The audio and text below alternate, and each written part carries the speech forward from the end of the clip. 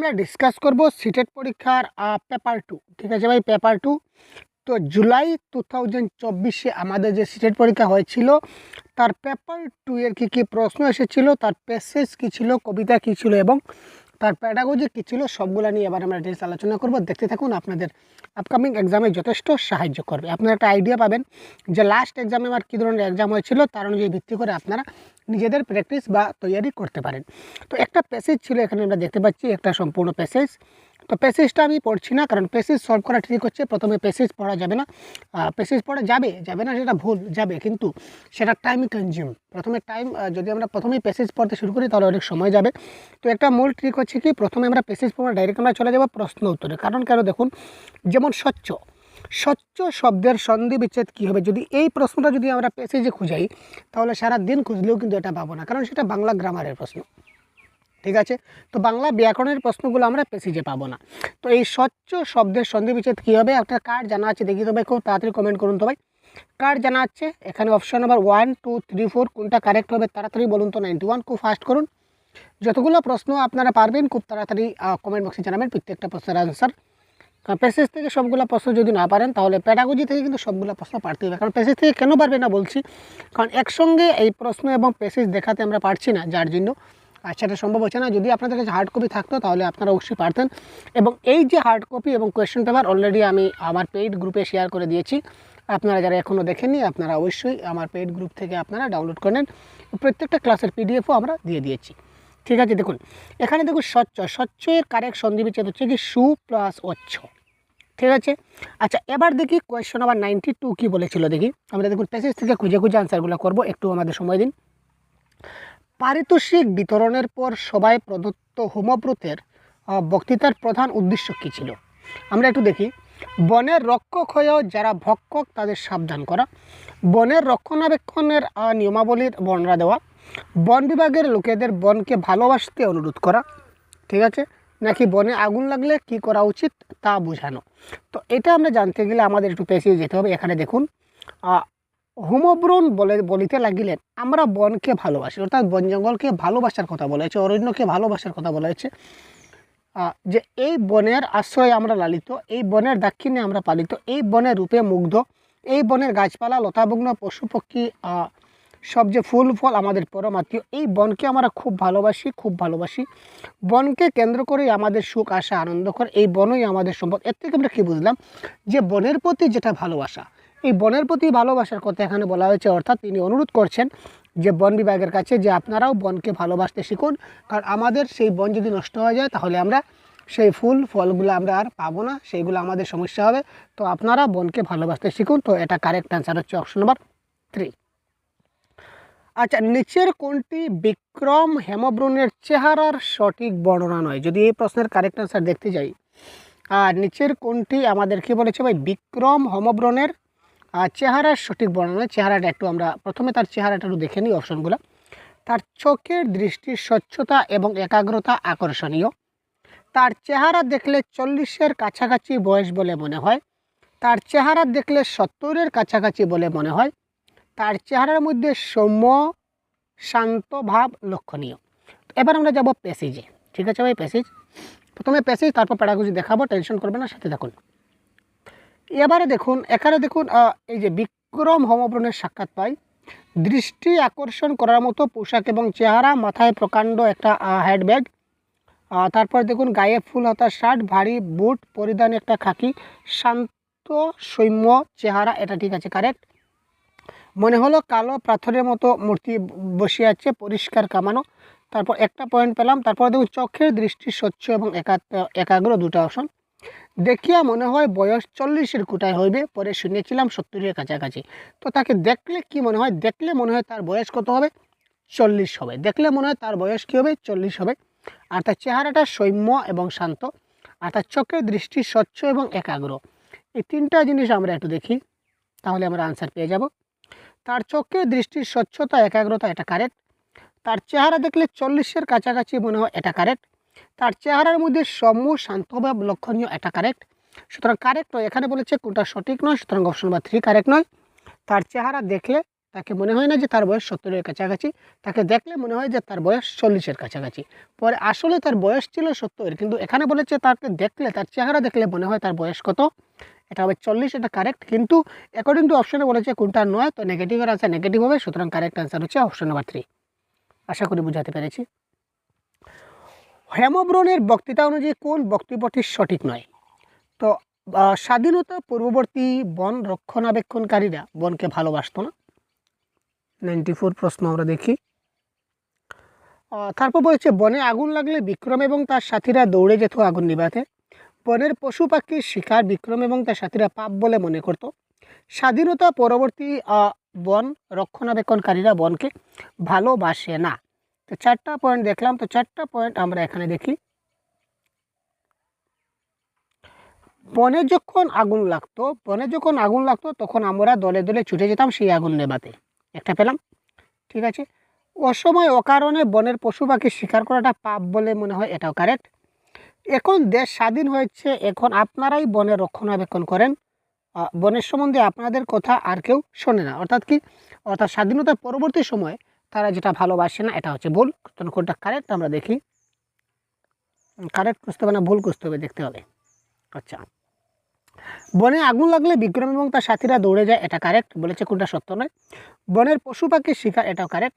আর স্বাধীনতা পরবর্তী সময়ে বন রক্ষণাবেক্ষণ বনকে ভালোবাসে না, সেটা ভুল, সেটা বনকে ভালোবাসে হবে, সেটা ঠিক আছে, ভালোবাসে না সেটা কারেক্ট। কিন্তু স্বাধীনতা পরবর্তী সময়ে যদি তারা বনকে ভালোবাসতো, এই যে বন বিভাগের কর্মীরা, তাহলে কিন্তু আজকে সেই বনের সেই অবস্থা হতো না, এই কথা ডাইরেক্ট বলা হয়েছে। তো স্বাধীনতা পূর্ববর্তী সময়ে বন বনকে ভালোবাসতো না, এটা সত্য নয়, কারণ স্বাধীনতা পূর্ববর্তী সময়ে বনটা ভালো ছিল, কিন্তু স্বাধীনতা পরবর্তী সময়ে যে বন বিভাগ আছে তারা কিন্তু বনকে বেশি ভালোবাসে না, অ্যাকর্ডিং টু প্যাসেজ এই কথা বলা হয়েছে, সুতরাং কারেক্ট আনসার হচ্ছে অপশন নাম্বার 1। বর্তমানে বনের রক্ষণাবেক্ষণ কে বা কারা করে? বন বিভাগ করে, এটা একদম 100% কনফার্ম, এটা বন বিভাগ করে। এবং এটা একদম মনে রাখবেন, এই যে আনসারগুলো আমরা বলছি, এই দেখুন এখানে দেখুন দেওয়া আছে বন বিভাগের পারিতোষিক বিতরণ সভায়, অর্থাৎ সব কিছু কী করা হয়েছে এখানে বন বিভাগের উপর কিন্তু বনের দায়িত্ব দেওয়া হয়েছে, ডাইরেক্ট লেখা আছে, ঠিক আছে। একটু ঘুরিয়ে ফিরে প্রশ্নগুলো দেবে, তাই আপনাদের একটু বুঝতে হবে। এই যে আনসারগুলো বলছি সবগুলো কিন্তু আমি অফিসিয়াল আনসারকে দেখে বলছি, একটু মাথায় রাখবেন, এখানে একটা আনসার মিস্টেক হওয়ার কথা নয়। যদি এখানে আনসার মিস্টেক হয় তাহলে অফিসিয়াল আনসার কি গন্ডগোল ভাই, আমার কোনো গন্ডগোল নেই, আমি একদম ক্লিয়ার আপনাদের বলে দিচ্ছি। আপনারা প্রশ্ন ডাউনলোড করুন এবং আনসার কি অফিসিয়াল আনসার কি মিলিয়ে নিন, একদম দেখবেন আমি যা যা বলছি 100% কারেক্ট, কারণ আমি অফিসিয়াল কি দেখে একবার স্টাডি করে তারপর আমি আপনাদের জন্য ভিডিওটা তৈরি করেছি, যাতে করে আপনাদের কাছে যাতে কোনো রং ইনফরমেশন যাতে না যায়, পরবর্তী সময়ে আপনারা যাতে কোনো ভুল প্রশ্ন যাতে আপনারা পরীক্ষায় হলে না দিয়ে আসুন, এই প্রত্যাশা আমরা রাখছি। এই বন যখন আমাদের অধিকারে ছিল তখন এই বনকে আমরা সেবা করতাম। 96 প্রশ্নের কারেক্ট আনসার এটা। জটিল যৌগিক মিশ্র নাকি সরল? তো এই প্রশ্নের কারেক্ট আনসার কী হবে সেটা আপনারা বলতে হবে, খুব তাড়াতাড়ি বলতে হবে ফার্স্ট, কারণ ভাই, কারণ এই প্রশ্নের আনসার যদি আপনারা না বলুন তো এর থেকে দুর্ভাগ্যের ব্যাপার আর কিছু আমার মনে হয় আছে বলে সংসারে, কারণ এই প্রশ্ন বারবার আপনাদের করিয়েছি এবং এই প্রশ্ন দেখা মাত্র কারেক্ট আনসার আপনারা করতে পারেন। এই ধরনের ট্রিক আপনাদের দেখিয়ে দিচ্ছি, তাড়াতাড়ি বলুন। কোশ্চেন নাম্বার 96, খুব তাড়াতাড়ি কারেক্ট আনসার বলুন। এখানে দেখুন, যদি কোনো বাক্যে যখন তখন থাকে, বারবার বলি, কোথায় গেল এই যে যখন তখন, যদি কোনো বাক্যে যখন তখন থাকে তখন বাক্যটা জটিল বাক্য হয়। যখন তখন, যে সে, যারা তারা, যেহেতু সেহেতু, এই ধরনের যদি সাপেক্ষ সর্বনাম, এগুলোকে বলা হয় সাপেক্ষ সর্বনাম, সাপেক্ষ যোজক, এগুলো যদি থাকে তখন সেই সবগুলা কি হয়, আমাদের জটিল বাক্য হয়। পারিতোষিক শব্দের বিশিষ্ট পদ কি? তো গ্রামারের কিছু ক্লাস দেওয়া আছে এবং প্যাডাগজির কিছু ক্লাস দেওয়া আছে, যদি কনসেপ্ট ক্লাস দেখে না থাকুন, দুটো ক্লাস আছে প্যাডাগজির, দুটো ক্লাস আছে গ্রামারের, অনুগ্রহ করে দয়া করে একবার হলো দেখে নিন, আপনাদের যথেষ্ট কাজে লাগবে, কনসেপ্ট ক্লিয়ার হবে মাত্র 4টা ক্লাসে। পারিতোষিক শব্দের বিশিষ্ট পদ কোনটি? কারেক্ট আনসার হবে এটা পরিতোষ, কোয়েশ্চন নাম্বার 97। আলোচ্য গদ্যাংশটিতে মূল যে অধিক গুরুত্ব প্রকাশ পেয়েছে, এই বর্ণনায় অধিক গুরুত্ব কি প্রকাশ পেয়েছে একবার দেখি। পারিতোষিক বিতরণ সভা, পাথরের মূর্তির মতো চেহারা, তার বনের প্রতি অকৃত্রিম ভালোবাসা, না লেখকের একাকী কাটানোর সময়। তো এখানে আমরা সম্পূর্ণ প্যাসেজটা আগে যে যতবার পড়লাম আমরা একটা কথাই দেখতে পেরেছি যে বিক্রম হেমব্রমের যে বনের প্রতি অকৃত্রিম ভালোবাসা, এই কথাটা কিন্তু বারবার সম্পূর্ণ প্যাসেজে কিন্তু এই কথাটাই বলা হয়েছে, ঠিক আছে, সুতরাং এটা হবে কারেক্ট আনসার। সভা আমায় ডিসপেন্সারি হইতে বেশ একটু দূরে হইবে শুনিলাম, বাক্যটিতে চলিত ভাষায় রূপান্তর করতে কী হবে? চলিত ভাষা সাধু ভাষা কী করে ট্রান্সফার করতে হবে অলরেডি আমি শিখিয়ে দিচ্ছি আপনাদেরকে আমার প্রিভিয়াস ক্লাসে, দেখে না থাকলে অবশ্যই দেখে নেবেন। তো এই প্রশ্নের আপাতত কারেক্ট আনসার কী হয়ে যাবে আমরা একটু দেখি। এখানে দেখুন শুনিলাম থেকে শুনলাম হবে, ঠিক আছে। তো এটা কারেক্ট আনসার হবে অপশন নাম্বার 3। সবা আমার ডিসপেন্সারি থেকে বেশ একটু দূরে হবে শুনলাম। এখানে হইবে আছে, তার মানে এখানে হইবেটা হবে না, ঠিক আছে। এখানে শুনিলাম, তো এখানে শুনিলাম হবে না, ঠিক আছে। আর সবা আমার ডিসপেন্সারি, এখানে দেখুন প্রশ্নের মধ্যে কী আছে, হইতে আছে, সুতরাং আলটিমেটলি আমার কারেক্ট আনসার হবে অপশন নম্বর 3, কোয়েশ্চেন নম্বর 99। সবা আমার ডিসপেন্সারি থেকে বেশ একটু দূরে হবে শুনলাম। তো এবারে আমরা চলে আসছি একটা কবিতায়, আমরা প্যাসেজ শেষ, এবার আমরা চলে আসছি এই প্রশ্নের কবিতায়। তো কবিতা থেকেও আমরা আগের মতো আমরা চলে যাবো এবার ওই কী বলে প্রশ্নয়। তো প্রশ্ন কি বলেছে, কবিতাটিতে কার মানসিক যন্ত্রণার হাহাকার ফুটে উঠেছে? নির্যাতিতা মায়ের কন্যার মায়ের, নির্যাতিতা ভারত মাতা, নির্যাতিতা বিশ্ব প্রকৃতি, নির্যাতিতা কন্যা। তো এখানে আমরা একটু কবিতায় যাব। এখানে দেখুন কবিতায় ক্লিয়ারলি লেখা আছে, আমরা সাধারণ নারীরা কন্যা সন্তানের মায়েরা কি শুধুই দেখে যাব, তার মানে এখানে অত্যাচারী কারা হচ্ছে বা এখানে কাদের নির্যাতন করা হচ্ছে? কন্যা সন্তানের মায়ের কথা বলা হয়েছে। তো এখানে কারা অসাধারণ বা কারা নারীরা, এখানে বলা হচ্ছে কন্যা সন্তানের মায়েরা হাহাকার করছেন। তো কন্যা সন্তানের মায়েরা মানে নির্যাতিতা কন্যার মায়ের কথা বলা হয়েছে, সুতরাং option number 1 is the right answer of this question. বিশ্ব প্রকৃতির কাছে কাদেরকে শাস্তি প্রদানের আবেদন প্রকাশিত হয়েছে? বিশ্ব প্রকৃতির কাছে কাদেরকে শাস্তি প্রদানের আবেদন প্রকাশিত? পিচাসরূপী দুর্বৃত্তদের, যারা নারীদের পাশবিক অত্যাচার করেছে, যারা ভারত মায়ের, যাই হোক আমরা একটু পেছে যাই। বিশ্ব প্রকৃতির কাছে কাদের শাস্তির জন্য আবেদন করা হয়েছে? আচ্ছা এই দেখুন, আর কি নিষ্ঠুর পাশবিক অত্যাচারের শিকার হব? আর এই নিষ্ঠুর পাশবিক অত্যাচারের শিকার হব? আমরা পারবো না এই নররূপী পিচাসদের সঠিক শাস্তি দিতে? তো এখানে আলটিমেটলি তিনি বিশ্ব মাতার কাছে, বিশ্ব প্রকৃতির কাছে এই যে নররূপী যারা পিচাস আছে তাদের পাশবিক অত্যাচারের শাস্তির জন্য প্রার্থনা করেছেন, তাদের শাস্তি প্রদান চাচ্ছেন। সুতরাং কারেক্ট আনসার হবে 101-এর 1 নম্বর। পিচাসরূপী দুর্বৃত্তদের, যারা নারীদের উপর পাশবিক অত্যাচার করেছে তাদের কথা বলা হয়েছে। এখানে ভারত মাতাকে কয়েকটি রূপ ধারণ করে অসুর সংহারে প্রবৃত্ত হতে বলেছেন। ভারত মাতার কয়টা রূপ এখানে বলা হয়েছে? তো আলটিমেটলি আমরা দেখি, মাতৃরূপ, শক্তিরূপ, সৃষ্টিরূপ আর বুদ্ধিরূপ। কয়টা রূপ হলো ভাই? 4টা রূপ। একটা হচ্ছে মাতৃরূপের, শক্তিরূপের, সৃষ্টিরূপের আর বুদ্ধিরূপের। এই 4টা রূপের প্রকাশ ঘটাও এই মাতৃরূপের, শক্তিরূপের, সৃষ্টিরূপের, বুদ্ধিরূপের প্রকাশ ঘটাও সংহার করো অসুরকুলের। এখানে 4টা কথা বলা হয়েছে, 4টা রূপের কথা বলা হয়েছে, 4। তো এখানে কয়টা রূপ রয়েছে? 4টা রূপ, সুতরাং option number 4 is the correct. পাশবিক শব্দের বিশিষ্ট পদ কোনটি? বাংলা ব্যাকরণের প্রশ্ন ভাই। পাশবিক এর বিশিষ্ট পদ কোনটি? 103।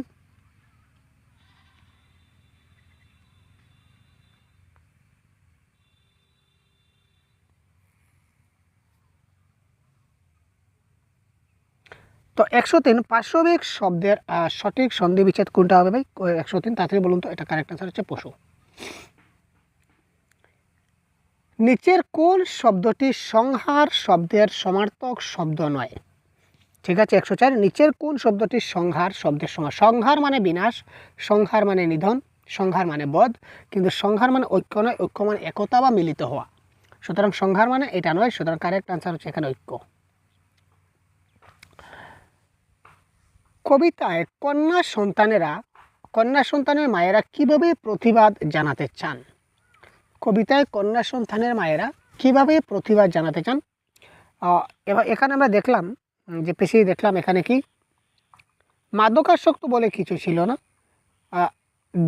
পিচাসরূপী দুর্বৃত্ত আছে, তাদেরকে সুযোগ দিতে হবে যে তারা আরও আবার শাস্তি দেখ না, তাদের ক্ষমা করতে চান না, তিনি তাদেরকে শাস্তি দিতে চান, যে পিচাসদের সঠিক শাস্তি যাতে দেওয়া হয়, এই চিন্তাধারাটা করেছিলেন। এবার আমরা চলে আসি আমাদের 15 প্রশ্ন হয়ে গেছে, এবার আমরা চলবো প্যাডাগজি। তো প্যাডাগজির প্রশ্নগুলো কিন্তু আপনারা কারেক্ট করবেন খুব তাড়াতাড়ি। দেখুন এখানে যতগুলো টিকমার্ক দেওয়া আছে সবগুলো কারেক্ট নাও হতে পারে, আমি যা বলবো সেটা কারেক্ট আনসার। এখানে টিকমার্ক করে আপনারা যদি স্কিপ করে দেন তাহলে ভুল করবেন, কারণ এই প্রশ্নটা আমার প্রশ্ন নয়, অন্য একজন ব্যক্তি পরীক্ষা দিয়েছিল তার কাছ থেকে নেওয়া প্রশ্ন, ঠিক আছে। তো হয়তো বা হ্যাঁ কিছুটা প্রশ্ন শুদ্ধ করেছে, কিছুটা প্রশ্ন ভুল করেছে, সেটা আমাদের সবারই হয়ে থাকে, মানুষ মাত্রই ভুল হয়, তো সেটা কোনো বড় ব্যাপার নয়।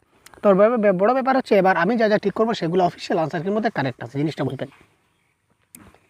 একটা গল্পের সময় এবং স্থানকে কি বলা হয়? একটা গল্পের সময় এবং স্থানকে কি বলা হবে? প্রেক্ষাপট, কাহিনী, পরিণাম, বিষয়। এখানে কারেক্ট আনসার কোনটি হবে? 106। তো 106-এর কারেক্ট আনসার হবে অপশন নাম্বার 1 হবে এই ক্ষেত্রে কারেক্ট আনসার। গল্পের সময় এবং স্থানকে কি বলা হয়? এটা কারেক্ট আনসার হবে প্রেক্ষাপট। অর্থাৎ কোন প্রেক্ষাপটে কথাটা বলা হয়েছে, কখন কথাটা বলা হবে, কিভাবে বলা হবে, এটা নির্ভর করবে তার প্রেক্ষাপটের উপর। ঠিক আছে, এটা কাহিনী, পরিণাম বা বিষয়ের উপর ডিপেন্ড করে না। এবার দেখি ভারতবর্ষে বহুভাষা তত্ত্ব শিক্ষকদের কি বুঝতে প্ররোচিত করে? 107। বহুভাষা তত্ত্ব মানে মাল্টিল্যাঙ্গুয়াল থিওরি যাকে বলা হয়। তো বহুভাষা তত্ত্ব মাল্টিল্যাঙ্গুয়াল থিওরি। তো মাল্টিল্যাঙ্গুয়াল থিওরির মতে কি? প্রভাবশালী ভাষার সঙ্গে সংখ্যালঘু ভাষাগুলিকে সমানভাবে একত্রিত করা মোটেই না। এখানে প্রভাবশালী ভাষা এবং সংখ্যালঘু ভাষা সেটা কোনো বলা হয়নি। বৈচিত্র্যপূর্ণ সমাজে একটি ভাষা নীতি সুসংগঠিত করা উচিত মোটেই না। ভাষা পরিচয় সংস্কৃতির পৃথক অস্তিত্ব আমরা কখনো কাউকে পৃথকভাবে ডিনাই করি না, পৃথকভাবে মানে নেগলেক্ট করি না, পৃথকভাবে শনাক্ত করি না, এটা হবে না। তো কারেক্ট আনসার অপশন নাম্বার 4। ভাষার সংযোগ সাধন ঘটে এবং এর সামাজিক সংলগ্নতা রক্ষা করা যায়। অর্থাৎ এখানে বহু ভাষা তত্ত্ব মানে প্রত্যেকটা ভাষাকে সমানভাবে সংযোগ সাধন করতে হবে এবং প্রত্যেকটার সামাজিক সংলগ্নতা রক্ষা করতে হবে। তারপর বিদ্যালয়গুলির সংযোজনকারী যে দ্বিভাষা তত্ত্ব অনুসরণ করা উচিত, কারণ এটি কী করে? বিদ্যালয়গুলির সংযোজনকারী দ্বিভাষা তত্ত্ব, বিদ্যালয়ে যে আমাদের সংযোজনকারী দ্বিভাষা তত্ত্ব রয়েছে সেগুলিকে অনুসরণ করা উচিত, কারণ এটি দ্বিতীয় ভাষা হিসাবে ইংরেজি শিক্ষণে গুরুত্ব দান করে, শিশুর ভাষার বিকাশ ঘটায়, সংস্কৃতির নয় প্রথম ভাষার বিকাশে বাধা দেয়। 108। প্রথমেই দেখুন আমরা দুইটা যে কেটেছিলাম বা যিনি ব্যক্তি কেটেছিলেন খুব সাব্বাস কাজ করেছিলেন। শিশুর বিকাশ ঘটায় কিন্তু সংস্কৃতির নয়। আরে বাবা, একটা সংযোজকারী দ্বিভাষা তত্ত্ব, একজন ব্যক্তি যদি দুইটা ভাষা যদি শিখে, একটা ভাষার পাশাপাশি যদি আর একটা ভাষা শিখে, তবে তার কোনসা ক্ষতি হয়ে গেল ভাই? সংস্কৃতির কি লাভ হবে না? নিশ্চয়ই হবে। তো নয় বলেছে কেটে দিন। প্রথম ভাষার বিকাশে মুঠেই বাধা দেবে, মুঠেই না। আর ইংরেজি শিখনে গুরুত্ব প্রদান করবে। এখানে বলেছে দেখুন ইংরেজি ভাষাকে, এখানে দ্বিভাষা তত্ত্ব বলতে কোন দুইটি ভাষা এটা কিন্তু নির্দিষ্ট করে দেয়নি প্রশ্নের মধ্যে।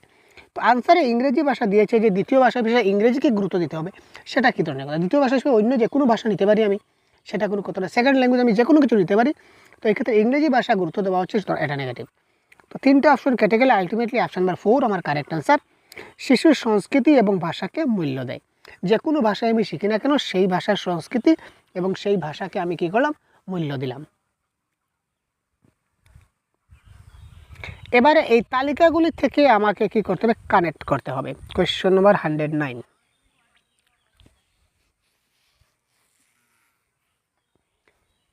আচ্ছা, ডাইরেক্ট পদ্ধতি তো আমার জানা আছে। ডাইরেক্ট পদ্ধতি মানে কি?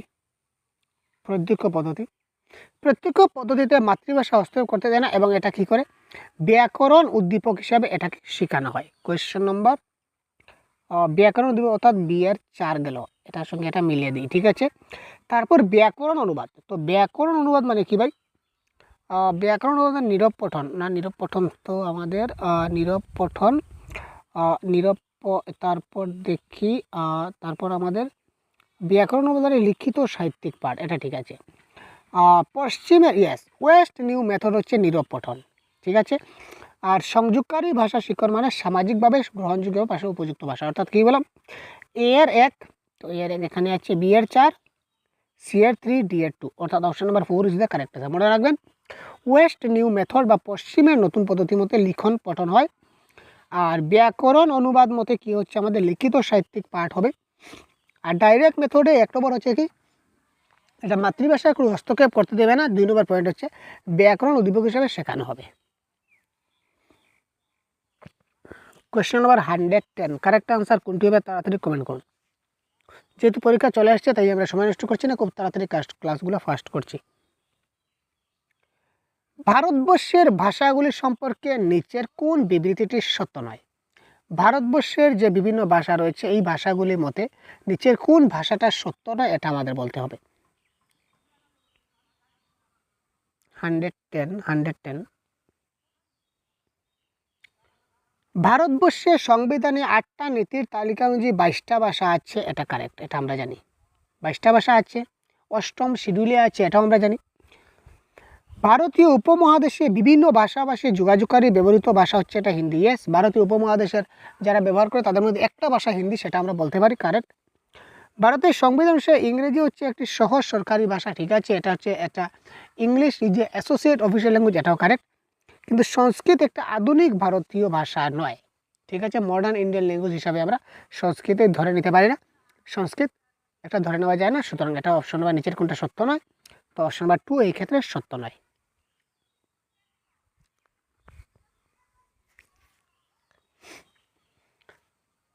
শিকনের কোন শাখাটি বিশ্বাস করে যে ভাষা মৌখিক বা অমৌখিক যাই হোক না কেন অভ্যাসটা গঠনমূলক পদ্ধতির মাধ্যমে অংশগ্রহণ করে? ভাষাটা যাই হোক না কেন শিকনের কোন ভাষা বিশ্বাস করে যে ভাষাটা মৌখিক বা অমৌখিক যাই হোক না কেন অভ্যাসটা কিন্তু কি করে ভাই, গঠনমূলক পদ্ধতির মাধ্যমে অংশগ্রহণ করে। তো এটা কারেক্ট আনসার হবে। আচরণবাদীরা কিন্তু এই কথাটা বিশ্বাস করে যে ভাষাটা মৌখিক হোক কিংবা অমৌখিক হোক যাই হোক না কেন অভ্যাসটা গঠনমূলক পদ্ধতির মাধ্যমে অংশগ্রহণ করবে। ভাষার কোন দক্ষতাটি গ্রহণমূলক? গ্রহণমূলক দক্ষতা মানে কি রিসেপটিভ স্কিল, গ্রহণমূলক দক্ষতা মানে কি রিসেপটিভ স্কিল। আর LSRW এর মধ্যে আমাদের L এবং R এই দুটো হচ্ছে রিসেপটিভ, আর S এবং W এই দুটো হচ্ছে প্রোডাক্টিভ স্কিল। আমরা বারবার কনসেপ্ট কাছে বলেছি শ্রবণ এবং পঠন। তো শ্রবণ এবং পঠন অপশন নাম্বার 3 এইগুলো হচ্ছে গ্রহণমূলক দক্ষতা বা গ্রহণযোগ্য দক্ষতা। আর যদি বলে উৎপাদনমূলক দক্ষতা বা প্রকাশভঙ্গি দক্ষতা তাহলে হবে আমাদের কি কথন এবং লিখন, ঠিক আছে, বা বাচন এবং লিখন আমরা লিখতে পারি। তারপর দেখে নেওয়া যাক 113 কী হবে তাড়াতাড়ি বলুন। একটি ভাষা শ্রেণীতে ছাত্ররা শিক্ষকের নির্দেশ অনুযায়ী দল গঠন করে এবং প্রদত্ত বিষয় একটি বিজ্ঞাপন উপস্থাপিত করে। এই পদ্ধতিতে যে ভাষা শেখানো হয় তাকে কি বলা হয়? কোয়েশ্চন নম্বর কত? 113। আচ্ছা 113 কী হবে তাড়াতাড়ি বলুন ভাই। একটি ভাষা শ্রেণীতে ছাত্ররা কি করে, শিক্ষকের নির্দেশ অনুযায়ী তারা দল গঠন করে, তারা নিজেদের মধ্যে নিজেরা দল গঠন করে এবং প্রদত্ত বিষয় তারা বিজ্ঞাপন অর্থাৎ দল গঠন করে মানে কি, দল গঠন করে মানে সবাই একসঙ্গে একটা দল বানায় এবং এই সম্পূর্ণ দলের মাধ্যমে তারা কি করে লেখাপড়া করে। তো দলের মধ্যে যখন করে তখন সেটাকে কোলাবোরেট লার্নিং বা সহযোগী শিক্ষণ আমরা বলবো, কারণ তারা দলগতভাবে করছে, ঠিক আছে। আর যদি এক দল আর এক দলের যদি কোনো খাতা চেক করে তখন সেটাকে বলবো আমরা পিয়ার অ্যাসেসমেন্ট, ঠিক আছে, বা সহপাঠী মূল্যায়ন বলা যায়। অর্থাৎ এ দল যদি বি দলের খাতা চেক করে এবং বি দল যদি এ দলের খাতা চেক করে তখন এই ধরনের যদি থাকে প্রশ্ন তো ওটা আপনারা দেবেন কি সহপাঠী মূল্যায়ন বা পিয়ার অ্যাসেসমেন্ট।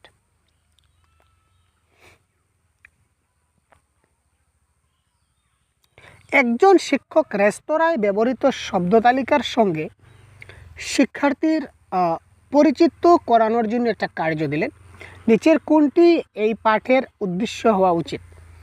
একজন শিক্ষক কী করলেন, রেস্তোরাঁয় ব্যবহৃত শব্দ তালিকার সঙ্গে শিক্ষার্থীদের পরিচিত করানোর জন্য কিছু কাজ দিলেন। অর্থাৎ আমরা রেস্টুরেন্টে যখন যাই, রেস্টুরেন্টে গিয়ে কিছু শব্দ তালিকা দেখতে পাই, তো এই শব্দ তালিকার সঙ্গে এই শব্দর সঙ্গে মানে এই শব্দ অর্থাৎ এই শব্দটা আসলে কি তিনি ওইটা ডাইরেক্ট তিনি কী করতে ফিজিক্যালি তাকে দেখানোর চেষ্টা করলেন, বা এই জিনিসটা অর্থাৎ প্লেট, ধরে নেওয়া যাক প্লেট, তো হোয়াট ইজ প্লেট, বা ধরে নিই চাউমিন, হোয়াট ইজ চাউমিন, ঠিক আছে, দিস ইজ সমোসা, তো হোয়াট ইজ সমোসা, ওই জিনিসটা তিনি তাকে কী করতে বোঝাতে চাইছেন সমোসা, তো হোয়াট ইজ সমোসা এটা তিনি বুঝাতে চাইছেন, ঠিক আছে। শিশুটির হাতে যখন দিলেন দিয়ে বলুন তুমি এটা খাও, এই যে খাচ্ছ এটার নাম কি, এটা হচ্ছে সমোসা। তো এই যে তিনি কার্যটা করলেন এই জিনিসের নামের প্রতি জিনিসের পরিচয় মিল ঘটানো, এই জিনিসটাকে কি বলা হয় ব্যাকরণিক উপাদান। আরে ভাই এখানে ব্যাকরণ কোথা থেকে চলে আসলো, সিঙ্গাড়া খাওয়াচ্ছে শিশুদের বলছি এটা সিঙ্গাড়া, তার মানে সেখানে ব্যাকরণ কোথা থেকে আসলো, ছুটি কাটানো, আরে ভাই এখানে ছুটি কোথা থেকে চলে আসলো, তারপর জটিল চিন্তার বিকাশ মোটেই নয়। তো কারেক্ট আনসার হবে আবিধানিক উপাদানের সঙ্গে শিক্ষার্থীদের সচেতন করা। অর্থাৎ আবিধানিক উপাদান মানে কি, মানে ওই যে ডিকশনারিতে যে ওয়ার্ডগুলো থাকে, ডিকশনারি, তো ডিকশনারিতে এই ধরনের যে ওয়ার্ডগুলো থাকে এই ওয়ার্ডগুলোর সঙ্গে এই শব্দের সঙ্গে বাস্তবের পরিচয় ঘটানো। তো এই ব্যাপারে শিক্ষার্থীদের সচেতন করা, এটা হবে কারেক্ট আনসার। স্বরভঙ্গি, স্বর, ঝোঁক, ছন্দ এই ধরনের যে ভাষাতাত্ত্বিক কার্যাবলী, এই কার্যাবলী কী নামে পরিচিত? স্বরভঙ্গি করা, স্বরঝোঁক করা, ঠিক আছে, আর স্বরভঙ্গি, স্বর, ঝোঁক, ছন্দ এই ধরনের সবগুলোকে, এখানে যেহেতু ছন্দ রয়েছে, দেখুন ছন্দের সঙ্গে যদি আমরা ভাষাতাত্ত্বিকগুলো মিলাই তাহলে সেটাকে বলা হয় কি, ছন্দবিদ্যা। ঠিক আছে, এটাকে ছন্দের সঙ্গে যদি আমরা কোনো ভাষাতাত্ত্বিক কার্যাবলী যখনই মিলাবো তখন সেটা আমাদের ছন্দবিদ্যা হয়ে যাবে। শিক্ষক, শিক্ষার্থী এবং উপাদানের উপর পরীক্ষা এবং অভিক্ষার যে প্রভাব, শিক্ষক, শিক্ষার্থী এবং যেটা অভিজ্ঞা উপাদান থাকছে এই উপাদানের সবার মিলে যে একটা কি হবে আপনার পরীক্ষা এবং অভিজ্ঞার যেটা প্রভাব থাকবে এটাকে কি বলা হবে? পরিচ্ছন্নমূলক প্রভাব, শ্রেণীকক্ষ প্রভাব, উৎসাহবর্ধক প্রভাব নাকি রচনাত্মক প্রভাব? এটা মনে রাখবেন, এটা কারেক্ট আনসার হবে পরিচ্ছন্নমূলক প্রভাব বা ওয়াশব্যাক প্রভাব। ঠিক আছে, তো ওয়াশব্যাক কি সেটা আমরা কনসেপ্ট কাছে বলে দিচ্ছি, একটু দেখে নেবেন, কারণ এখানে বলে একটু সময় চলে যাবে আর কি। আমরা পরবর্তী প্রশ্নটা দেখব। একজন ভাষা শিক্ষিকা পঞ্চম শ্রেণীর ছাত্রদের শিক্ষণকালে সংবাদপত্র, মেনু কার্ড, ট্রেন টিকিট এই ধরনের বস্তু নিয়ে আসেন। শিক্ষণ কার্যের জন্য তিনি কি করেন?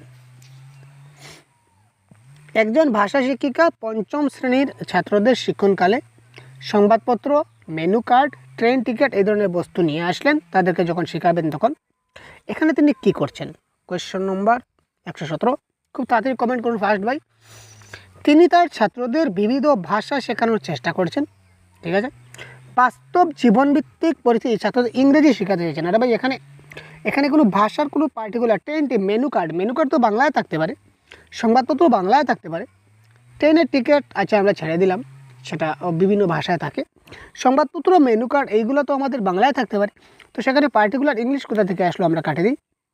তিনি ছাত্রদের মধ্যে সচেতনতার সৃষ্টি করেছেন, সেখানে শুধু সচেতন করলে তো হবে না, তো ছাত্রদের শিক্ষণকে অধিক বাস্তববাদী এবং প্রয়োজনীয় করার যথার্থ উপাদান ব্যবহার করেছেন। আমি যখন পড়াবো এগুলা কি, সংবাদপত্র, মেনু কার্ড, ট্রেন টিকিট এগুলো আমার কি, এগুলো হচ্ছে এক একটা কি উপাদান, তো এই জন্য আমি কি করছি, যথার্থ উপাদান ব্যবহার করছি। সুতরাং কারেক্ট আনসার হচ্ছে অপশন নম্বর 4। তারপর দেখি খুব তাড়াতাড়ি দেখে নিই। শ্রবণভিত্তিক পাঠের পরিকল্পনায় নিচের কোনটি একটি গুরুত্বপূর্ণ বিষয় নয়? আমরা যখন শ্রবণভিত্তিক যখন আমরা কার্য করব তখন কোনটা আমাদের গুরুত্ব? শ্রবণ, যখন আমরা কিছু শুনতে গেলে বক্তব্য প্রদানের গতি, বক্তব্য যেটা যিনি বক্তব্য দিচ্ছেন ওনার যেটা বক্তব্যের যেটা ফ্লুয়েন্সি এটা আমাদের কাজে লাগবে। বক্তাদের সংখ্যা, কতজনই বক্তৃতা দিচ্ছেন এটা লাগবে। রেকর্ডিংয়ের বিরতি প্রদান এটা লাগবে। কিন্তু বক্তাদের লিঙ্গ, এখানে ছেলে বক্তৃতা দিচ্ছে না মেয়ে বক্তৃতা, যদি ছেলে বক্তৃতা দেয় তাহলে আমরা শুনবো ভালো করে, আর মেয়ে বক্তৃতা দিলে ভালো করে শুনবো না। আর একজন মেয়ে যদি ভালো করে লেকচার দেয় তাহলে ভালো করে শুনবো, আর একটা ছেলে যদি ভালো করে বক্তৃতা দেয় তাহলে শুনবো না, এটা কোনো ব্যাপার নয়। এখানে বক্তার লিঙ্গ কোনো ফ্যাক্টর করে না। সুতরাং কারেক্ট আনসার হবে গুরুত্বপূর্ণ বিষয় নয় বক্তাদের লিঙ্গ। একটি ভাষা শ্রেণীতে একজন শিক্ষক একজন ছাত্রকে ক্রেতা, সম্পত্তি বিক্রেতা, জমির মালিক এবং ভাড়াটের অভিনয় করতে বলেন। দেখুন এখানে অভিনয়, এবং অন্য ছাত্রদের তাদেরকে দেখতে এবং তাদের সংলাপ উপভোগ করতে বললেন। যে একদল ছাত্র কয়েকজন ছাত্রকে বললেন তোমরা কি করো, একজন ক্রেতা বনে যাও, যে একজন মানে ক্রয়, যে দোকান থেকে গিয়ে কোনো একটা কিছু কিনবে, এই ধরনের ক্রেতা বনে যাও। আরেকজন বনে যাও সম্পত্তি বিক্রেতা, আরেকজন বনে যাও জমির মালিক, আরেকজন তোমরা বনে যাও ঘরের ভাড়াটে। এই ধরনের তোমরা নিজেদের মধ্যে তোমাদের চরিত্র দিয়ে তোমরা কি করো, একটা অভিনয় করে দেখাও। আর বাকি যারা তোমরা রয়েছে ভাই তোমরা কি করো, তোমরা এই অভিনয়টা উপভোগ করো। এক্ষেত্রে এখানে কি হচ্ছে, নাটক হচ্ছে, নির্দেশনা হচ্ছে, না অভিনয়ের শিক্ষার ক্লাস হচ্ছে, নাকি চরিত্র অভিনয় হচ্ছে? তো 100% কারেক্ট আনসার আপনারা যা দিচ্ছেন সেটা হবে কি, চরিত্র অভিনয় ইজ দ্য রাইট আনসার। শ্রবণ কিসের সঙ্গে সংযুক্ত? নেক্সট, শ্রবণ কিসের সঙ্গে সংযুক্ত? বিষয়ের বিচার করা, বিষয়টির পূর্বলব্ধ জ্ঞানের ব্যবহার, ধ্বনিগুলি শনাক্তকরণ এবং তার থেকে অর্থ খুঁজে নেওয়া, ধ্বনিগুলি যেরূপ সেইভাবেই তার শোনা এবং অর্থ উদ্ধার করা। 120। তো এটা আনসার, কারেক্ট আনসার হবে ধ্বনিগুলা শনাক্তকরণ করা। অর্থাৎ সে কী ধ্বনিটা বলেছে সেটা আমাকে বুঝতে হবে, ঠিক আছে। এবং এই যে বলল, সে বলার পরে তার অর্থ কী, সে কী বলতে চাইছে, এই অর্থটা আমাকে বুঝে নিতে হবে, কারণ অর্থ ছাড়া বর্ত হয় না, তাই তো। আমাকে প্রথমে একটা জিনিস সে কী বলছে সেটা আমাকে ভালো করে শুনতে হবে, শোনার পর জিনিসটা আমাকে বুঝতে হবে যে সে কী বলেছে। সে যদি বলে যে এখানে সামনে সাপ আছে, তুমি যেও না, কামড় দেবে, আমি শুনলাম, কিন্তু শোনার পরেও আমি সামনের দিকে চলে গেলাম, তারপর সাপে আমার কামড় দিল, সেই শোনার কি আমার কোনো লাভ হলো না। যদি আমি শুনি একজন যদি বলে যে সামনে সাপ আছে, তুমি যেও না, তার মানে তার শব্দগুলো শুনে সে কী অর্থ প্রকাশ করছে, যে এখানে সে আমাকে নির্দেশ দিচ্ছে যে আমি সামনে যাব না, সে আমার এই যে অর্থটা আমি বুঝতে হবে।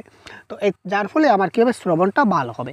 তো এটাই হচ্ছে একেই বলা হবে শ্রবণ। শুনে যদি কিছু বুঝতে না পারি, শুনে কি ফায়দা ভাই? এবার আপনি আমাদের ক্লাসটা শুনছেন, শুনে যদি কিছু না কিছু বুঝতে না পারেন, তো শুনে কি ফায়দা? দ্যাট ইজ দ্য মূল কথা, ফান্ডা কথা। তো চলুন, অনেক কথা হলো, আজকে এই পর্যন্ত বিদায় নিচ্ছি। পরবর্তী ক্লাসে আবার অন্য একটা ম্যারাথন ক্লাস নিয়ে আবার উপস্থিত হব। তো তখন ভালো থাকবেন, সুস্থ থাকবেন, ধন্যবাদ, জয় হিন্দ। এবং এই পর্যন্ত যদি আপনারা বাংলা ভাষার কোনো ক্লাস করেননি বা কোনো ক্লাস দেখেননি, তাহলে আমি এই ভিডিওর প্লেলিস্টে দিয়ে দেবো আপনাদেরকে মাত্র 2টা ম্যারাথন ক্লাস প্যাডাগজির, আর 2টা ম্যারাথন ক্লাস দিয়ে দেবো বাংলা গ্রামারের।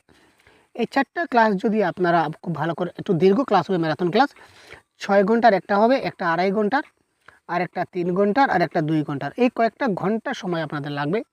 যদি একটু সময় যদি দিতে পারেন, তাহলে বাংলা ভাষায় একটা ভালো নম্বর আপনারা নিতে পারবেন। এখনই আপনারা যদি কোনো কনসেপ্টের ক্লাস আজকে পর্যন্ত যদি দেখে না থাকেন, তাহলে আপনারা এই ভিডিওগুলো অবশ্যই দেখে নেবেন। ভিডিও ডেসক্রিপশনে এখনই ক্লিক করুন, ক্লিক করে আপনারা এই লিঙ্কে আপনারা পেয়ে যাবেন। লিঙ্কে ক্লিক করলে আপনারা সবগুলো ক্লাস দেখতে পাবেন। ঠিক আছে, আমি লিঙ্ক দিয়ে দেবো। তো ধন্যবাদ, এই পর্যন্তই, ভালো থাকবেন, সুস্থ থাকবেন, জয় হিন্দ।